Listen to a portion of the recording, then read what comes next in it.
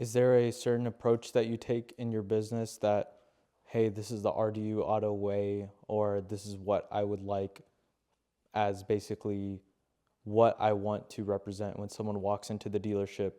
This is what I want for them to take home, regardless of if they buy a car or not. This is what they want to take home from the brand. So I kind of have like this, it might sound corny or cliche, but I'm like, if we can offer Chick-fil-A service with Walmart pricing, that would be like the ideal hybrid, like poster child of cars, right? Imagine like when you go to Chick-fil-A, you feel like a king, right? And I feel like the people at Chick-fil-A really do care about customer service. So do I. So I tell my people, I'm like, just give the Chick-fil-A service, the pricing, let me handle that, and let's create the best of both worlds for people. So we do have like a no pressure approach. Nobody's commissioned, right? So when you walk in, we're not like hovering over you, showing you like, hey, this is a steering wheel, this is a tire. We understand that people know, they have a general idea of what the features are on a car, but they just want to make sure it's a good car and they're buying from good people. So that's kind of like our approach there.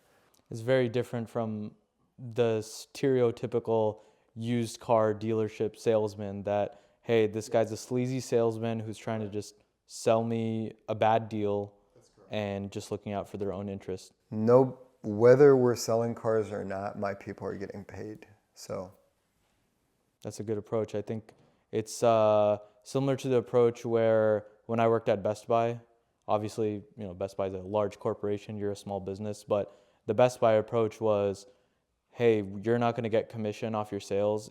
You're going to get paid regardless, but just provide the best service for the consumer and be able to give them all the details that they need on this particular product.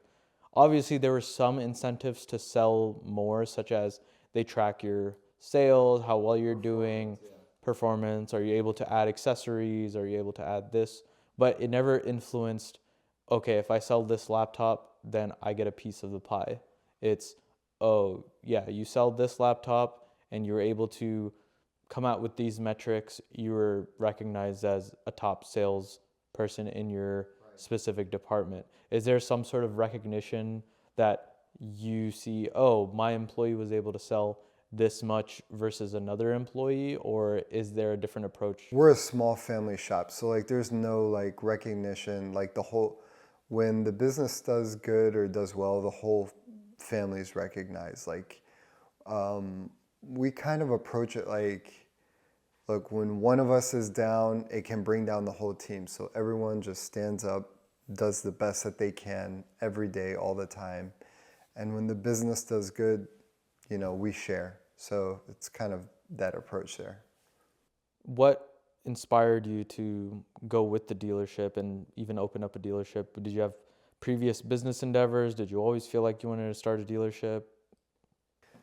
How it all started, in college, I kind of had to pay for my own school. So I started selling cars, like $1,000 cars. Basically what I would do is find what I would consider distressed ads on Craigslist. So I would like find somebody that would be like, 95 4Runner for sale, scratches here, dings here, has an oil leak, this window doesn't work. I'm like, that's kind of consistent for a 10-year-old car. I don't know why they're saying all this. So I would buy it, bring it back. I would fix any oil leaks, clean it up, make it, very presentable. And I would repost it the same day and people would buy it. I would sell cars within 24 hours.